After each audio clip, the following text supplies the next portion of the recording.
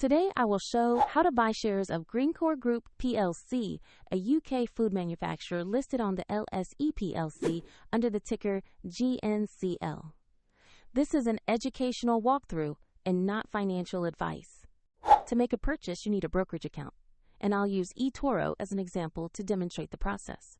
After signing up, you will need to verify your identity with a document and add funds before buying. Use the platform search bar and type the ticker GNC.L to find Greencore Group PLC. Select the matching LSE listing to open the stock page.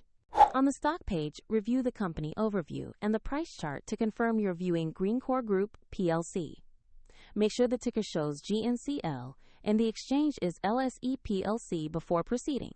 Click Trade or Buy, enter the amount you want to invest, and choose any order options. Then carefully review and confirm the order.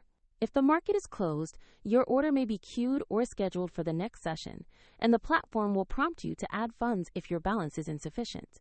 Once executed, your new position will appear in your portfolio for monitoring. Check the video description for the example link to eToro.